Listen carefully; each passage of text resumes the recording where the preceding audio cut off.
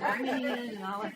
And so it's just family so great. It's so much work. Yes. But it's you know, up to now, like last. Yeah. I'm not gonna take one. I'm not gonna take one. I know. He grabbed my purse. He was like, I don't know.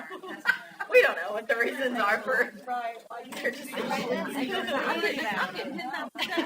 Easy, y'all. So. Well, not really. It's cold. I'm not that. If that happens, it's cold on Wednesday. Everybody should have a card. And we're going to be watching the movie over there. So if you need to turn or move, please do that. My hands are so cold, I can't get them apart. Yeah. What'd you say? Oh, no. Oh. Hey, it happens. It just... No, I think it's I took up 2 seats. I'll be wherever you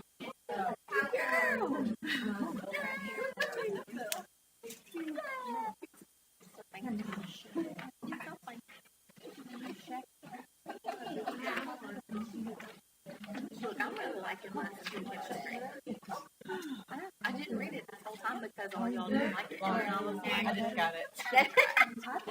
Okay, we're going to go ahead and get started. I'm glad you're all here. You braved the cold to be here. I'm excited about the study of Esther, and I hope that you are.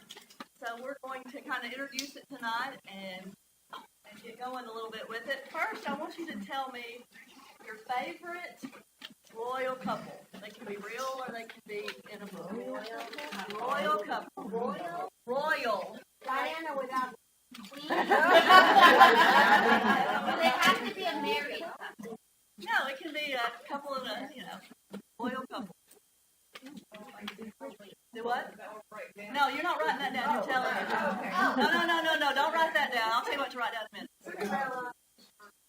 I like Beauty and the Beast. Beauty and the Beast. Snow White. Snow White. I like Princess Diana. Married to Prince Charles. Oh, we don't like him? No. Oh, yeah, they're real. Who else? You ripped it, that count. Who's that? I don't think that's Oh, that's the color from yellow. great. No.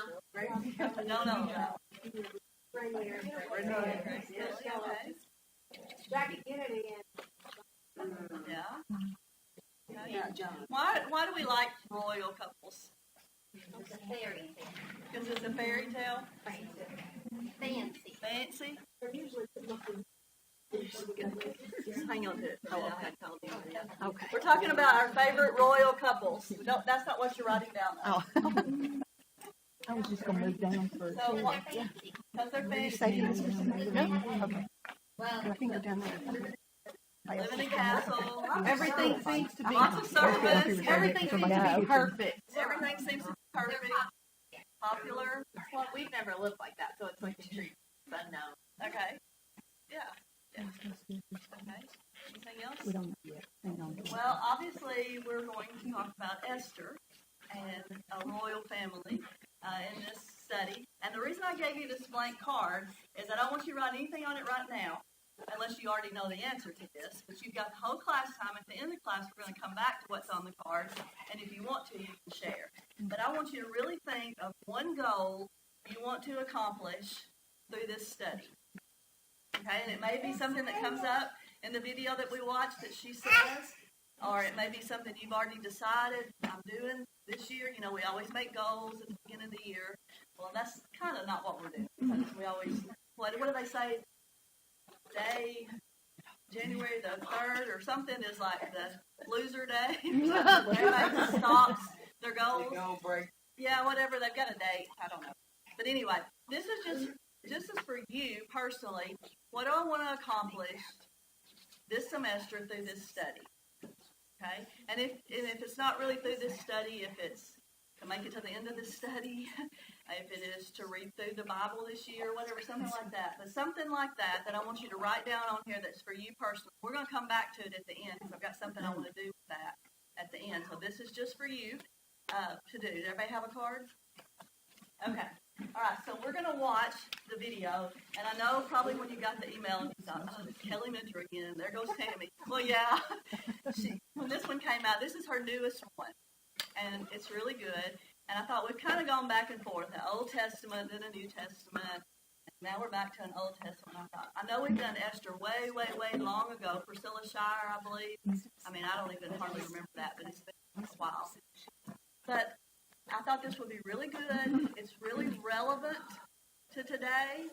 And if you don't see that yet, I think you will see that as we talk about it. And I think it'll be a really good study. And she, to me, just does a really good job. So I even wanted to go. She's in Nashville. And when she films these, she has 2 days. And she invites you if you want to come. And I was like, and it's like 2 whole days, and it's work days, and it's like, I can't do that. And I thought that was really good. So we're going to watch. Are they going to tell us who Esther is? Yeah, you're going to see. Okay. Okay, hang on, you're going to see. Welcome to the study of Esther. I'm Kelly Minter, and I am thrilled you're joining me walking through this remarkable book of the Bible. My prayer is that throughout this study, you will see the hand and presence of God, even when He seems fit.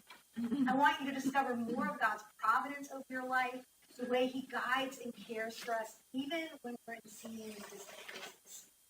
And of course, I hope you will be inspired by the daring faith of Esther. Now, she doesn't necessarily begin with that faith. It appears that God grows her character over time, something we can all relate to. Well, I can't wait for you to jump into this week's opening chapter of the book of Esther.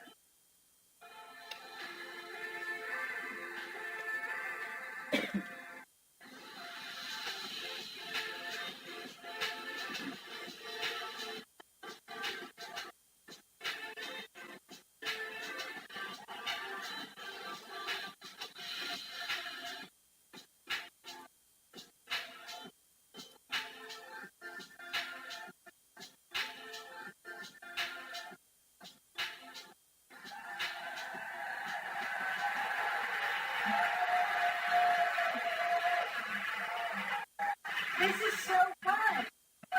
I mean, who knew there would be this much enthusiasm to study the book of Esther? But this is so exciting, and I just want to welcome you. I want to welcome you and say that I am so thrilled that you are here and that you are about to embark on an amazing journey through the book of Esther. Now, I don't know what you've thought about Esther in the past or what you think about when you've got her in your mind, but I want you to know that we are going to learn so much, not just about Esther, not just about Mordecai, but about the God that they serve and His covenant faithfulness to them and to us. So I just want you to know I'm so happy that you're here. I'm going to challenge you to do something that I have never asked the Bible study group to do before, and that is to read through the book of Esther. Just read through the entire book. I would say, first thing, put your phone away, silence it, lock yourself in the bathroom. I don't know what you have to do, but just make sure that you've got about 30 minutes of uninterrupted time. Maybe get a cup of coffee or a cup of tea, sit down, and read through the book so you'll get the whole story. You might want to listen to the book. That's fine, too. Maybe you want to put it on you. However you want to just get this story inside of you. That's what you want to do. For those of you who are really like Bible nerds and you love just geeking out on stuff, there was so much that I wanted to put in there that we decided to take some subject matters out and put them as like bonus content for you. So if you're like, man, I'm so ahead of the game and I have extra time today, I'm going to go to one of those bonus studies, then you get an extra star, okay? There's so much for you, though, here, and I just want to let you know that I am so excited. What I want to do in this very first session is not actually start teaching the book. I just want us to get our bearings. Where are we in God's God's story? Where are we in the story of Israel and then into the story of the Jews? This is what I love about the book of Esther. Instead of just extracting it out of the Bible, we get to see where she is in time, place, and history. And the book of Esther is what scholars would refer to in the post-exilic era, which means that is after the exile. Now, this is going to mean a lot more to you if this doesn't mean anything to you right now. And we're going to talk about what this exile means. But it's after the exile. The exile happened when King Nebuchadnezzar of Babylon attacked Jerusalem, and almost all of the southern kingdom of Judah, Jerusalem, all of that got exiled to Babylon. And life was forever different for the Jewish people. In fact, Jews came to be known as Jews during the exile because they were from Judah. So maybe you've wondered that before, like, why sometimes we refer to them as Israelites and then sometimes we refer to them as Jews? Well, because before the exile, they were Israelites. They're in Israel.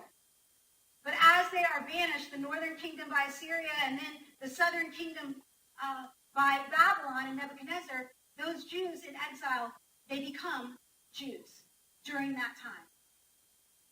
There's so much that takes place here because life for them changes dramatically. There's now no temple where they are. There's no sacrificial system. It's not the same with the priests, and yes, there are the prophets, but it's not quite as it was. And now all of the Jews are like, oh my goodness, this is so different.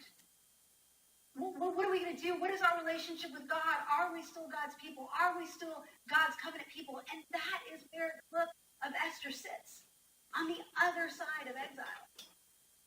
This is the after of the before and after for the people of God. There had been so much sin and so much rebellion that had piled up. God was patient and he was gracious and he is slow to anger. But they had turned their backs on the Lord over and over and over again. Deplorable things were happening in God's temple. And it got so bad that finally God allowed King Nebuchadnezzar and Babylon to attack them and to deport them into exile. And all of life changed. And maybe you have a before and after moment in your life. For the Israelite, if you would have asked them around this time period, hey, what's your before and after? They would have said, oh, well, life was a certain way before the exile, and now life is definitely 100% different after the exile. And the question is God going to be faithful? The God who was faithful before the exile, is he going to be faithful during the exile and after the exile? And maybe you have that moment too, where there's that before and you were like, things were good, I had a pretty strong faith, but then this happened, or this moment, this event happened, and then after that, I don't know. Now I'm struggling, or now I don't know what my relationship with God is supposed to be. I've messed up so bad, I don't know what his relationship is with me. That's where we are in the history of God's people. And I love this part of God's history here because this is where things are not neat and tidy. And yet we're going to see that God still shows up. One very prominent, interesting fact that you will see over and over, that in the book of Esther, the name of God is never once mentioned. God is never mentioned in the book of Esther. And you can almost digest that, but then when you realize that neither is prayer mentioned. Worship is not mentioned. The scriptures are not mentioned. Prophets aren't mentioned. The priests aren't mentioned. The temple is not mentioned. The promised land is not mentioned. And then it's like, oh, so wait a minute. Is God still with us? I mean, is none of this mentioned because God has abandoned his people? What are we to make of this? And I'm not going to try to answer that question today. That's something that I want you to dig in and wrestle with and try to answer as you go through the story. But one thing that is unmistakable is we will see God's activity in the lives of the people during the time of Esther. But I have to wonder how many of them really thought that God was going to be there. I always like to share just a little bit about myself, especially as we're kind of getting settled and maybe you're getting to know women in your group and you're getting to know me and I'm getting to know you. And so I like to tell you just a little bit. I am single. I am not married. I'm in Nashville, Tennessee, which I love. And I am an aunt, and I love being an aunt. So I have 6 nieces and nephews. In fact, I've got a picture of them, so you can see my nieces and nephews. It's so much fun. I've got Marin and Emmett and Holland, who are all up in Virginia. And then I have Harper and Will and Lily, who live 3 miles down the road from me, which is so fun. And they come over to my house a lot. I make dinners for them, and there are days where I'm not even there. Like I'm not even at the house because I'm traveling or whatever, and they still come over. And they use all my stuff, and they think I don't know. I come home, and all of my chocolate peanut butter cups are gone, and I'm like, you guys, I know you've been here. So anyway, I've been traveling. They've been over, and then there was this one day that I'm making dinner, and I get a knock on the door. I invite them all over, and I open up the door, and the littlest one is standing there, and she goes, "Oh, hey, I didn't know you were going to be here." She just walks right past me. I'm like, I own this house, okay? You're about to watch a show. It's going to cost me $3.50, okay? I'm going to be paying that bill, right? And I just wonder if that's a little bit of the book of Esther where the people are going along, and it's been decades since the exile. They've assimilated in Persia, and it's almost like, oh, hey, God, we didn't know you were going to be here. We didn't know. I mean, we hoped you would be. We want you to be. And we're just kind of going about our thing, but we weren't sure. We weren't sure if your presence would still go with us. And we'll see in a few weeks that it's almost like Mordecai and Esther just get a little surprised. Oh, maybe we're here for such a time as this. Maybe God really hasn't forgotten us. Maybe he really is here working in our midst. I want to read just the first 2 verses of Esther, and then I want to center us where we will be in the story. It says this: "These events took place during the days of Ahasuerus, who ruled 127 provinces from India to Kush. In those days, King Ahasuerus reigned from his royal throne in the fortress at Susa." All right, we start with King of Persia, King Ahasuerus, and we can see his reign in history. So I want to throw up here on your screen a timeline of where we are in history, because I think this is really, really important. I know you were so excited. You were like, man, when we start this Bible study, I hope Kelly puts up a timeline of the Persian Empire and all of this. But this really, really, really does help. And you will see that Nebuchadnezzar destroys the people. He takes the Israelites from Judah into Babylon. Then Babylon falls to Persia. And this is really important. King Cyrus of Persia, will allow the Jews to return, those who want to. Zerubbabel, which we'll talk about in a minute, he goes back to rebuild the temple. And then we see these really important dates when King Ahasuerus reigns, kind of in the middle of all of this, and then where Esther is crowned queen. Now, there are some dates that are a little bit up for grabs. We don't know exactly, but somewhere around this time, Ezra leaves Babylon, and he brings God's word back, brings people with him. Somewhere along this time, Nehemiah brings people back, and he helps to rebuild the temple. When King Cyrus first decreed, Zerubbabel went back to help rebuild the temples. We see these waves of exiles that returned. But I want you to also get a visual. I want you, if you were hoping for a timeline, let me also tell you, I have got a map of the Persian Empire. I know you cannot wait for it. So here is the Persian Empire, but I do want you to see how massive the empire was. And I want you to see how tiny Jerusalem is there. it starred, how far away Babylon is and how far away Susa is. And Susa is that capital city where King Ahasuerus is reigning. So the Jewish people in Esther, they are far away from home. And they are in the middle of this mammoth empire. Life used to be pretty certain when they were all in the promised land. Life there used to be some expectancy there, but now they are strewn all across because we are after the exile. We are in the after of the before and after. But in the middle of all of this turmoil, Jeremiah has a prophecy to the people. And he says this in Jeremiah 29, verses 10 through 14. He says, "This is what the Lord says. When 70 years are completed for Babylon, I will come to you and fulfill my good promise to bring you back to this place. For I know the plans I have for you, declares the Lord. Plans to prosper you and not to harm you. Plans to give you a hope and a future. Then you will call on me and come and pray to me, and I will listen to you. You will seek me and find me when you seek me with all your heart. I will be found by you, declares the Lord, and will bring you back from captivity. I will gather you from all the nations and places where I have banished you, declares the Lord, and will bring you back to the place from which I carried you into exile." So even in the middle of all of this turmoil, Jeremiah is saying God's promise is still going to hold. I will still be faithful, and I will bring some of you back.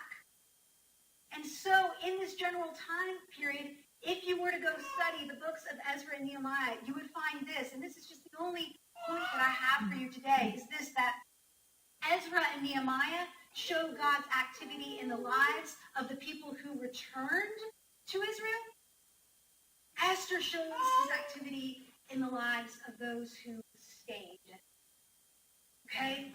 So Jeremiah is primarily speaking to those who return. What's the promise for those who stay?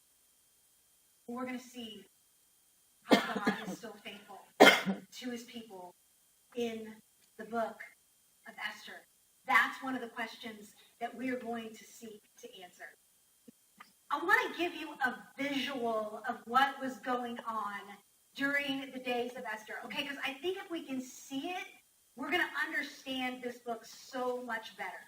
Okay, so I actually have some guests that are going to come up. We're going to actually walk through the exile and see what happened to the people who were exiled generations later. And we'll end up with the book of Esther. So welcome, exiles.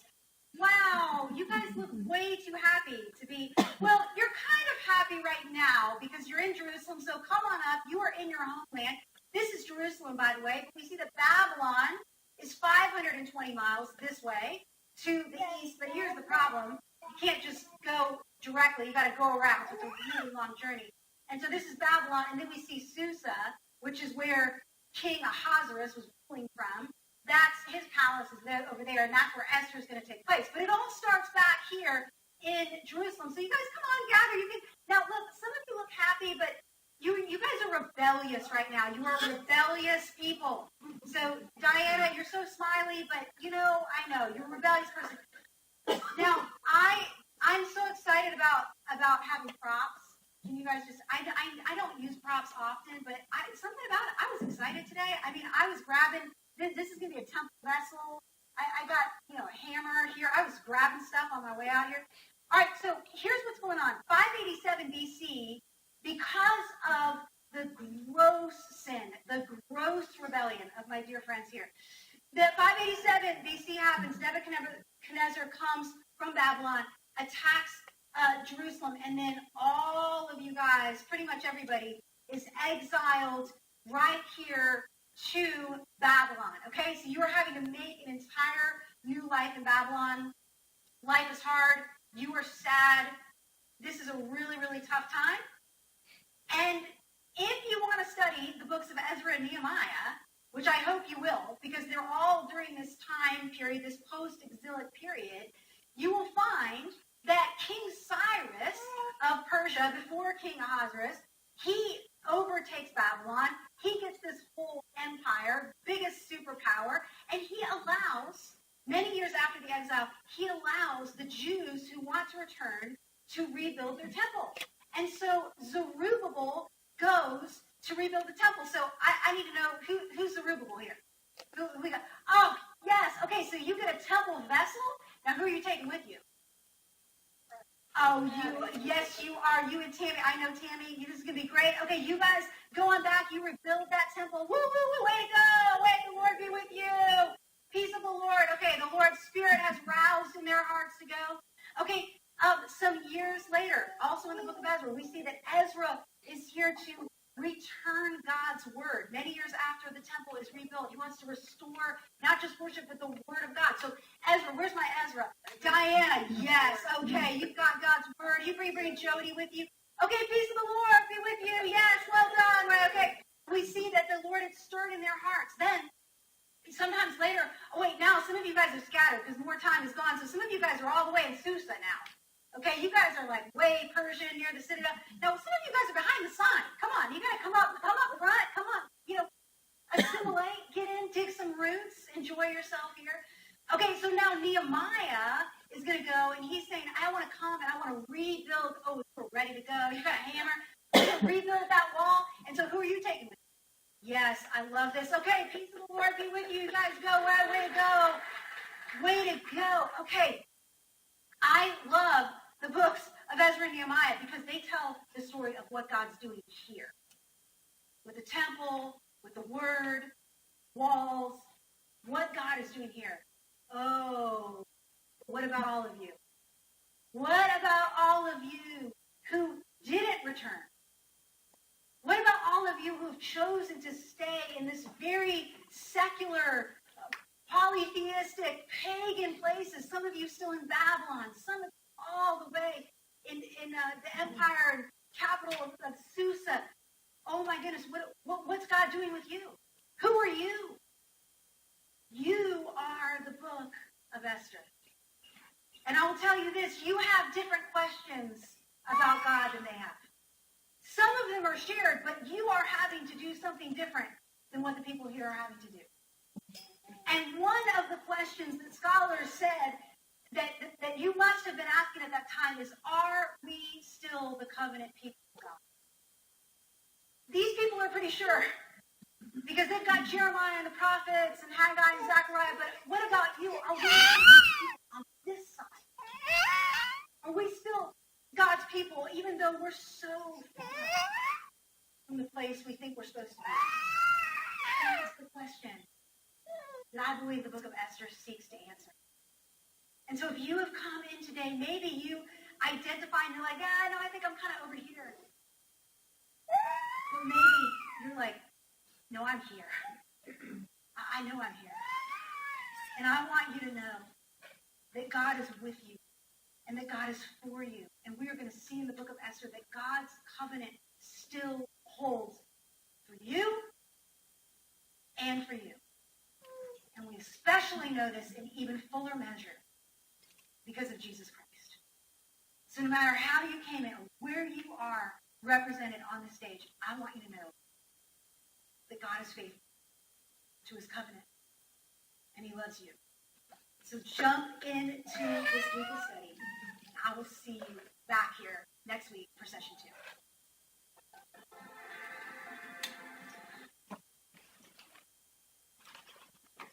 2. Okay. Yeah, wake everybody up now. Okay. So, what did you know about the book of Esther before today? Not that you learned a whole lot then, but nothing? Nothing? For such a time For such a time as this is the most famous verses there out of. She was the queen. Okay. What else? She saved people. Okay. All right. And one of the questions she asked, what drew you to this study? Well, you weren't drawn. You were told you were going to do it. That's really not a really good question, there.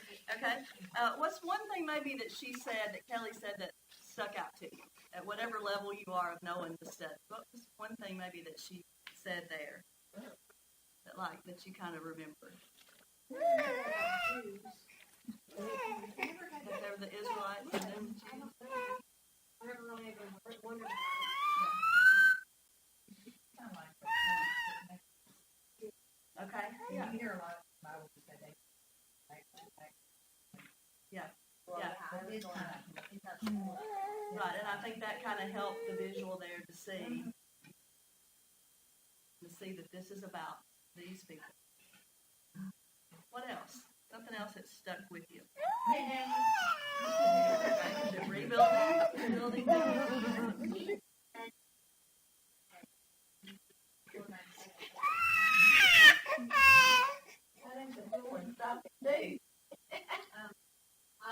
Okay, you can come back to it. Yeah.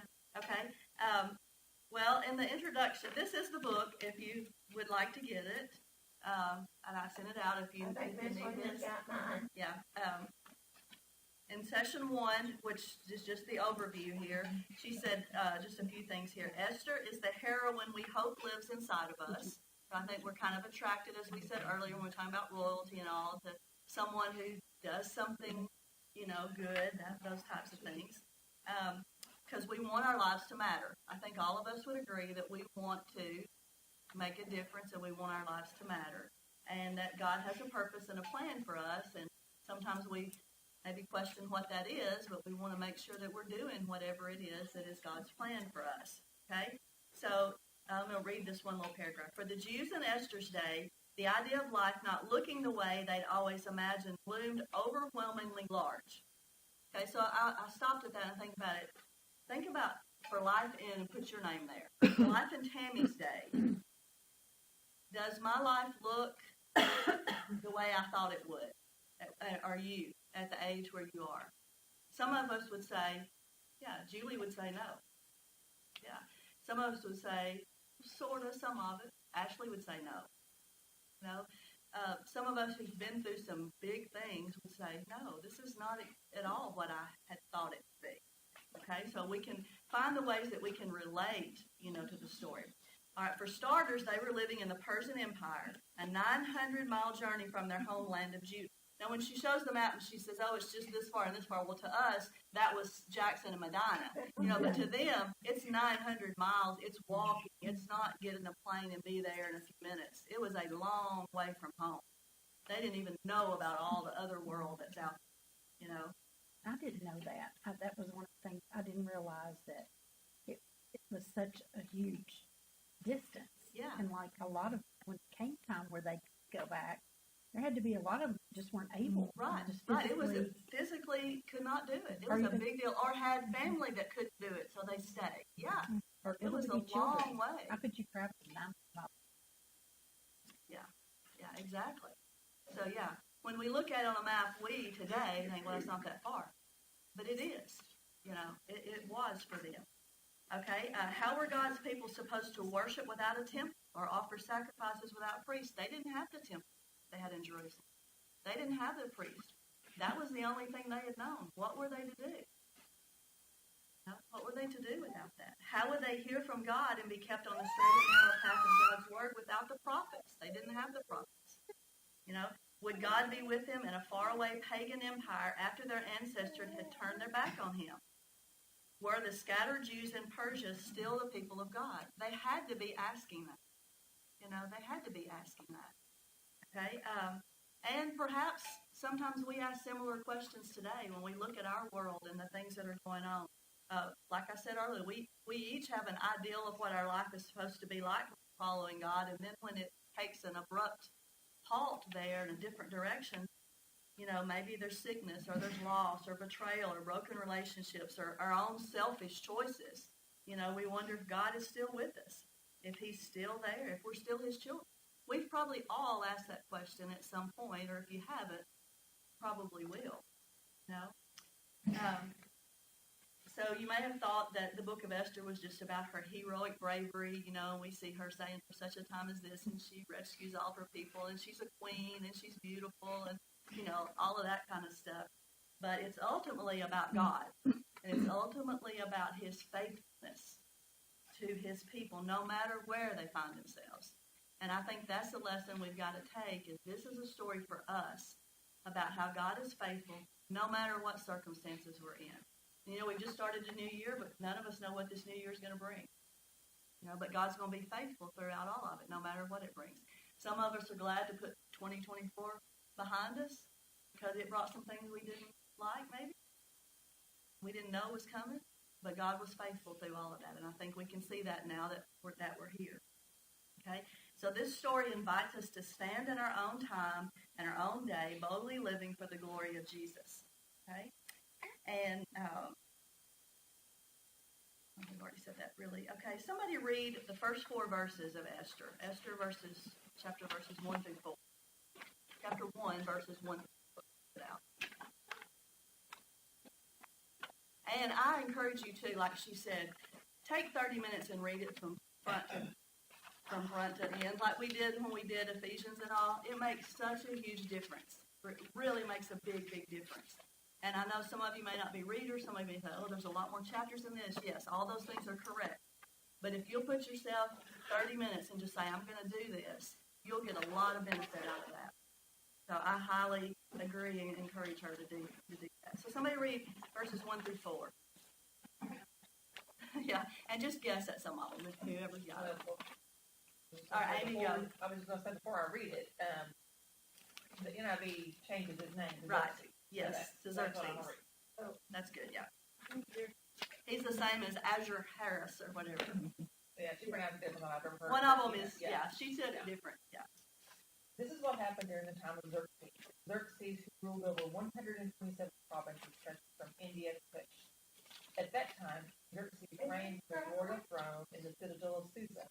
And in the 3rd year of his reign, he gave a banquet for all his nobles and officials. The military leaders of Persia and Media, the princes, the nobles of the provinces were present. For a full 180 days, he displayed the vast wealth of his kingdom and the splendor and glory of his majesty. Okay, so one word. What one word would you use to describe the overall tone of those opening verses? One word. Well. Anybody a different word? Okay, opulence. Excess. Eric. Arrogance. For a full 180 days. That's a long time. That's half a year, you know? And all the who's who. And all the who's who. Yeah, royalty there and the wealth, okay? Yeah. Okay, that's all right. Okay, so the main point that she made in this one for us to start with was Ezra and Nehemiah show the activity in the lives of people who return to Israel, and Esther shows the activity in the lives of those who stay. And that was what she made with the example of the people up there. So we kind of keep that in mind at the time frame and who we're talking about is the people who stay. Okay? And so those people would have different questions and would have different thoughts than the other people. Okay? The book of Esther seeks to answer, are we still the children of God? And I think that's a question that's relevant today as well. You know, when we look at the things going on in our world, are we still the children of God? Is he still there? And we're gonna look and talk about that. Okay, now somebody turn to Jeremiah 29 and read verses 10 through 14. And if this is another passage that you quote a lot and you see a lot on signs, maybe now you know what it really means in the context of what it really is, and not what we kind of make it. Jeremiah 29, 10 through 14. This is what the Lord says. When 70 years are completed for Babylon, I will come to you and fulfill my good promise to bring you back to this place. For I know the plans I have for you, declares the Lord, plans to prosper you and not to harm you, plans to give you hope and a future. Then you will call on me and come and pray to me, and I will listen to you. You will seek me and find me when you seek me with all of your heart. 14. I will be found by you, declares the Lord, and bring you back to captivity. I will gather you from all the nations and places where I have banished you, declares the Lord, and will bring you back to the place from which I carried exile. Okay. This used to be my favorite verse until David Newberry told me, do you really know what that's saying? Yeah. I didn't. And we misuse that verse a lot, you know, until we really know the context of it. But what's that passage teaching us about the Lord?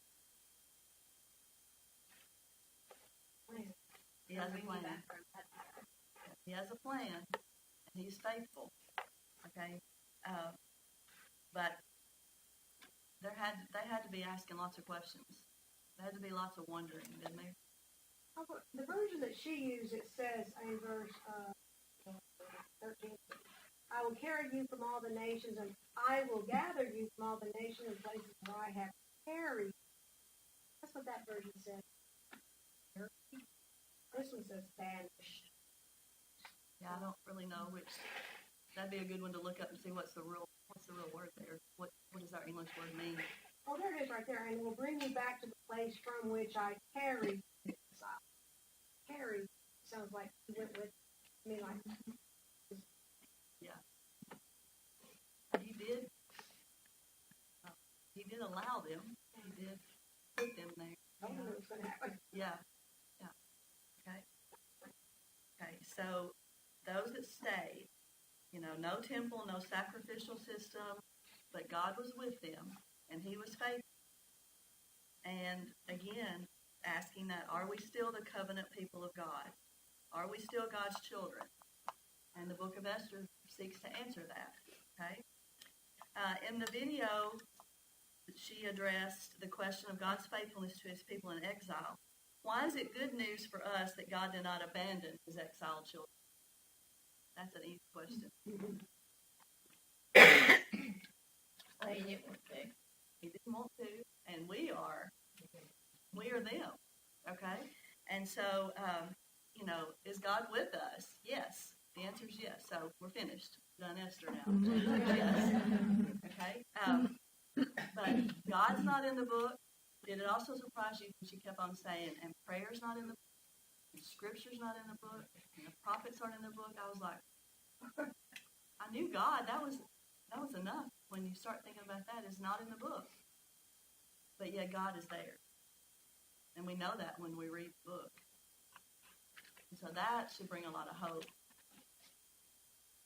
Well, and what she read, those first 4 verses, Esther, that in relevant time is that, like, when you've been to Biltmore, George Vanderbilt used to host parties, you know, come for months. Nobody ever had to work. You know what I'm saying? Most wealthy people just came to party for a month at his house. And, like, he met his wife in, like, France on somebody's porch, you know, like, nobody ever had to work. They all just party all the time. And Jackie Kennedy Onassis related to that time that George Vanderbilt, because they the same wedding bill. Like, 9 in that family for the and to put some relevant time, like, we can't fathom that. But that's how well live. Well, finally, if it took them that long to get there, they're going to say. My hand's right. You're not going to turn around and just go. That's right. Yeah, you're exactly right. You'll be there a while. You're exactly right.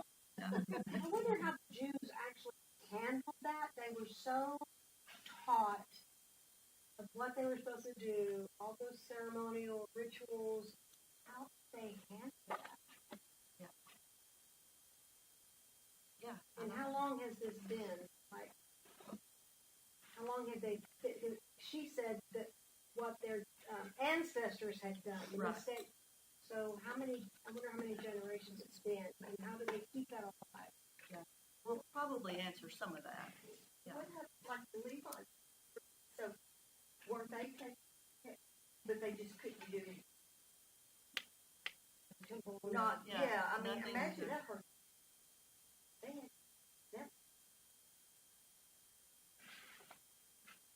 And just the way that the whole system was at that time, you know, they had kind of assimilated into captivity.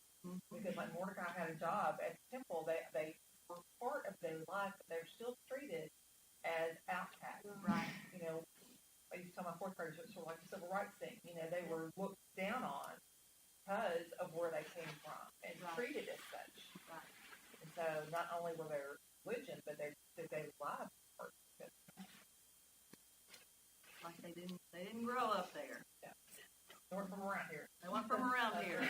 No, you're not from around here. Yeah, yeah, okay. All right. I didn't write this on the card. Well, that's okay. That's okay. All right. So I do want to talk about the cards for just a minute. I know y'all got to go get your kiddos if you have little ones at this time. So I want you to share one thing that if you wrote something down on your card that you hope to receive from this study over the next several months that we go through this book. What did you write on your card? Like the goal or what we're gonna get out? Well, whatever you wrote as your goal. I think I wrote on Something that you hope to get from being here and from studying this. Anybody want to share something they wrote down? If you hadn't had time or it hasn't come to you yet, I want you to all have a goal. I think it helps us if we know something that we're working for and that we want to accomplish. And then we'll come and then we'll prepare. You know, if you have to miss and you have the book, it has a code in the back and you can watch it, the videos from home, and of course you can work the book from home. Brittany's gonna have to miss it. Remember the bonus method she was talking about too? That we get to that. Yes. Anybody want to share anything they wrote? I'm I'll gonna share. read the whole book of Esther. Okay. Because I did not read the book of John. Okay. Well, Well, don't get hung up. I know you don't know the story. I'm just gonna read through all the ones that I don't know what they are. And keep going. But it reads Okay. more like a story. It reads more like a story. It'll go through. And it will go, if you get somebody's name, just make up a name and keep moving. Right. That's right. You want to call George every time you see that name. Just keep going. Okay. Somebody else. I've always been impressed by her courage. Because it took guts to do what she did. And isn't this where he said, if you don't, someone will? Yeah, yeah, pretty much if you don't do this, God will use someone else, but you're going to miss out. I do too, and Danny used that on me one time. Not that story, that actual saying, and it worked.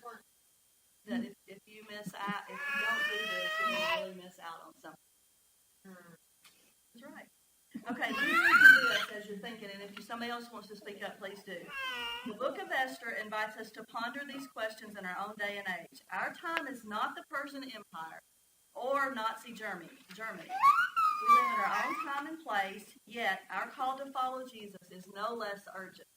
It's just as urgent. Yes, it will at times require daring faith, but a faith we don't have to find on our own. The book of Esther reveals that God is the one who resources the seemingly insignificant with astounding courage. That's what Mary was talking about. You know, here's this one little girl, you know, young woman. Every time God calls his people, he also equips them. And this has always been true. So it remains true for you today. In the following weeks together, I pray you will hear the call of God on your life for such a time as this. So I want us to think about that as we go through this study and make the application to us and to our day and time, and what is it that God is trying to tell us. And I think we start there with reading through the book of Esther. And I know, you know, some of you don't like to do that, but I think if you would make that a goal, you'll benefit greatly from it. Because it really is. Lock yourself in the bathroom 30 minutes and read it. And if you come across something you don't know, or those hard names, you just keep on going. That way you'll get the full picture of it. And then we're going to come back. We're not going to do it verse by verse, or we would be ever. But we're going to go over it, the points. And I think it'll really be good. What is my goal? I've already read it through. What are you gonna get out of it this time? Well, okay, that's a good question. I'm doing another book about hurry and about the Sabbath, about being still, and so my goal is to try to be still through this study, if that makes sense, and really seek what God's trying to tell me, to really take it in deeply and try to be still and listen. Yeah. And then put it in your Bible so Yeah. come back to it. And not just a check. No, it's not just a check. Pamela said I'm supposed to share. Oh, I didn't know. Do what? Yes. I will share, but I wrote, I wanted to be more open to such a time as this moment. Oh, yeah. Because that's I good. have great hindsight. I can look back and think, oh, man, I was standing right there. I should have done this. I was with these people in this moment. I should have done this. I want to be open to being in that moment and knowing what to do when I'm in. That's awesome because I'm there with you. I'll look back on it and go, oh, I wish I'd thought of that, or I should have done that, or why didn't I do that? That's a great to be. And I think that's kind of what I'm saying in my being still and making sure I see. And as you get older, you think, I'll make the most of what I've left. And I want to see those things. Very good. Somebody else. Anybody else? You were talking about, committing to reading through it one time, and I think Esther is a story where once you read it once, you want to keep reading it over and over and over and over and over again because it's so beautiful and you don't know.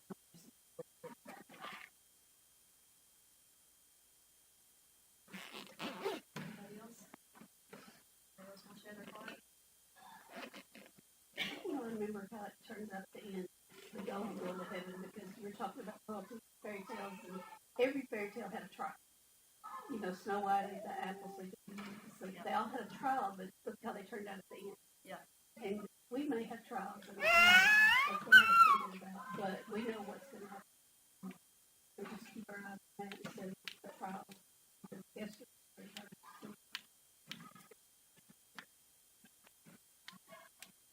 Well, I hope that you'll all be back, and I hope that we will study this together. It is going to be a really good study.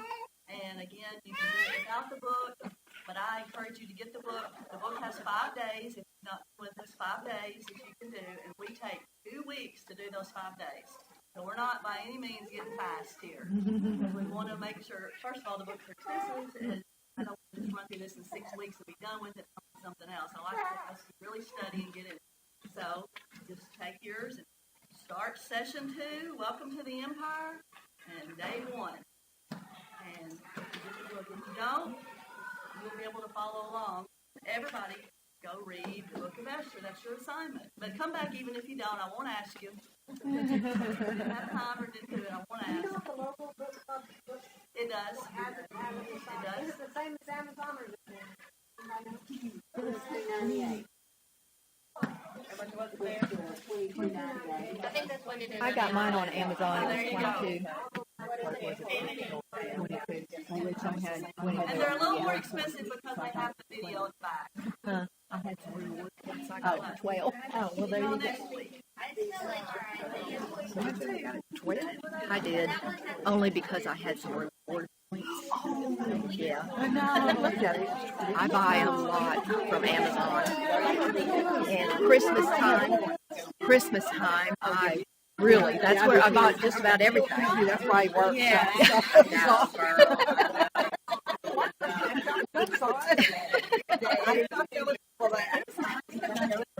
think I called.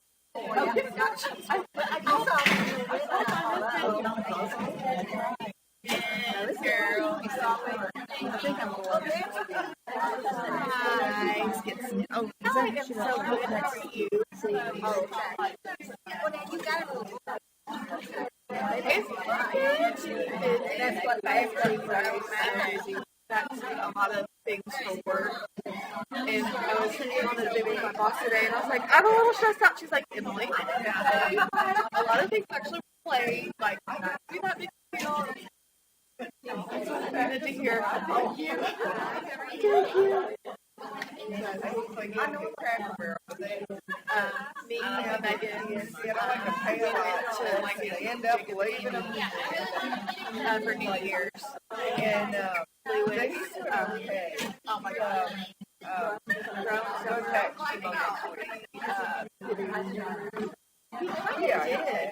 And then Megan said that the other day, Monday or something, Jacob was facing Danny in the office, and Megan came around and Lewis was on the street, and he goes, "Hey, Maggie, where's Og and Emmy?" Which she calls Megan Bentley Og, because the time before he called her Meg, or called her Egg instead of Meg.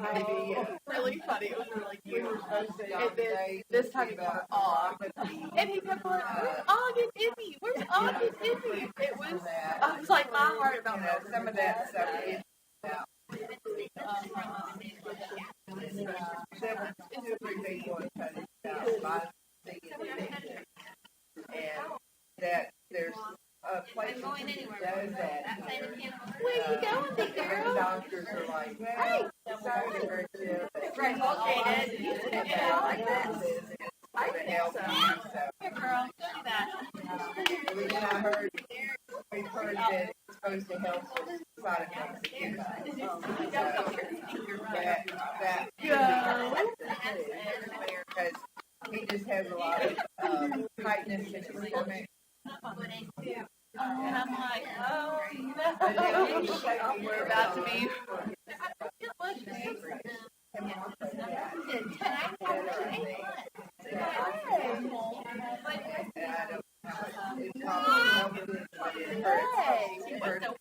Well, it's supposed to help pancreas to function, I think. But he's having like uncontrollable diarrhea.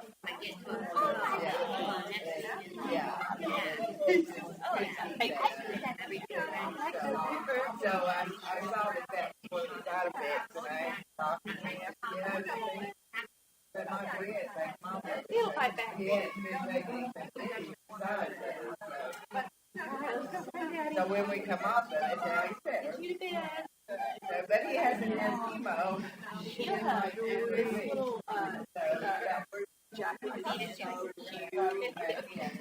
Oh, we got a lot of hand-me-downs. That or maybe, I don't know. And we had One of those people. We're going down to Panama City. Right, you want me to love her and I'm really learn what And to do work. Got family friends there. Oh, I know it is now. Well, we went downtown, and we were but not at Freedom. No. No way.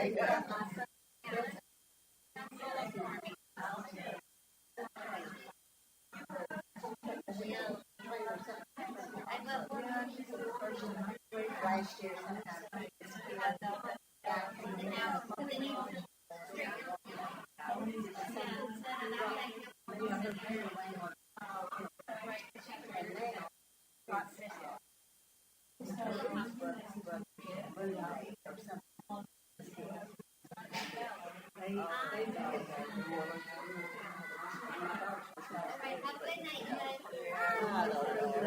It's not one thing, it's another. I know. And now his niece lives in Mandeville, actually the other side of the lake.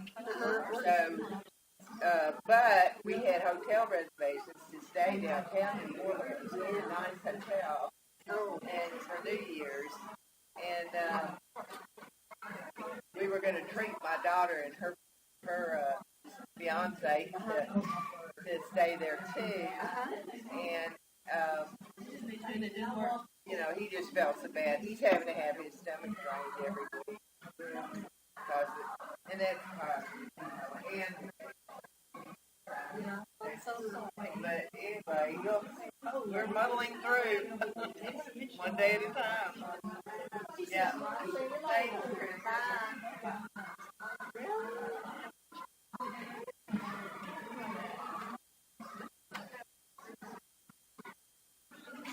Thanks, Chris.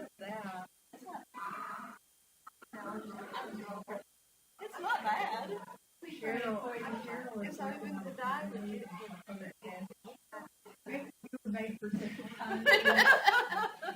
go. So,